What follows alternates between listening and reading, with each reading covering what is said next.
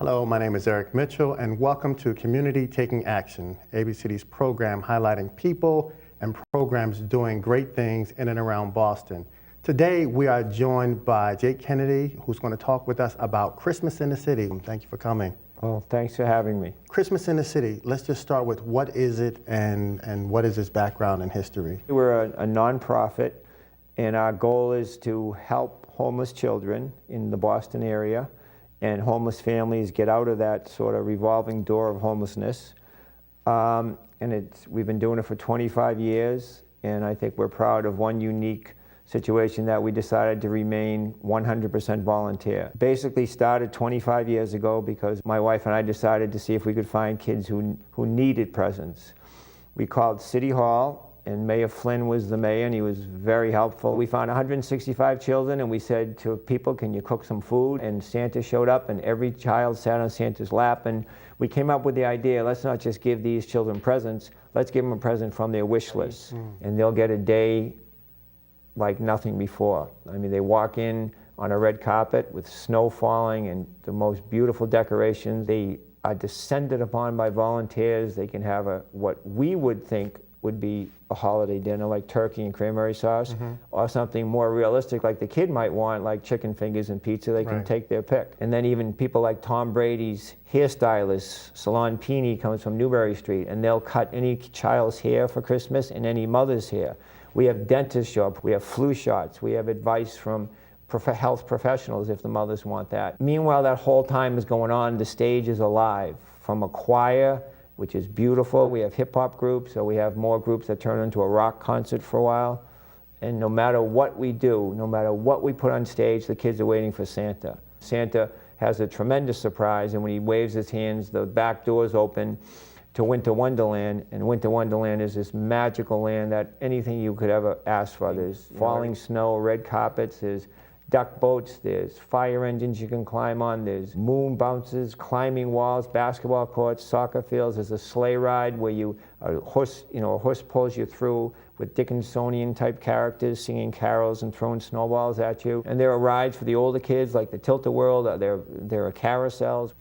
It blows my mind to think about putting on something of that scale, and I know that when you host anything, it takes a lot of time and effort and logistics, and you're talking about hosting it as it seems like one of the largest events in the city. It's grown every single year. Right. So in other words, we didn't have this massive growth from 5 years. We held it here and then it jumped up huge. So every year it grows.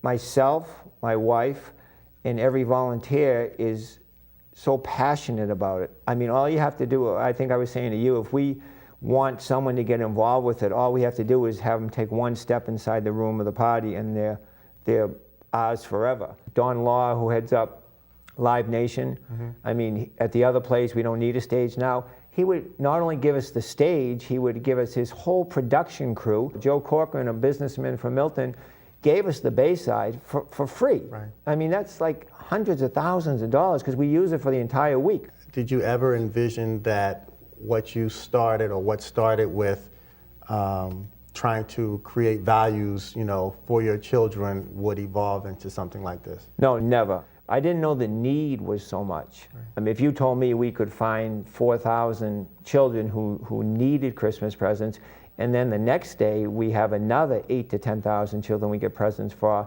because they need presents. They've been treated with such respect and dignity and fairly the whole day. They know their presents are coming at that time, so they sit patiently. And the kids don't just get a toy from their wish list, they also get a knapsack or a backpack, and that's filled with stuffed animals, hats, mittens, books, age-appropriate toys, toothpaste, toothbrush. I can't even put words to the scale of what you're doing, and I imagine it takes a legion of volunteers. So, for our audience that is trying to figure out, how to help, what would you say for someone who's looking to connect with Christmas in the City? The best time to get a hold of us is after the holiday season. We can't take too many more volunteers on now, so what we need when we get in the holiday season is we need money, like everyone, and we turn the money right into the greatest things, and we help some of these families get out of shelters forever. We need gifts at Christmas time, without a doubt. We can give you the name of the child you're buying the gift from, or you can buy a generic gift. I mean, those are our biggest needs. And I would say to someone else who wants to get involved, call us after the holidays Sure. and just go on the website or call Kennedy Brothers Physical Therapy, because we run it out of my business year round and we have meetings year round. I certainly have to say I'm touched just by listening to the story about what Christmas in the City is and what it does for all of the homeless families in and around Boston. So I really appreciate you coming on the program. Oh, it's been a great pleasure. I appreciate you having me. Thank you for tuning in to Community Taking Action. This is Eric Mitchell, your host. Until next time.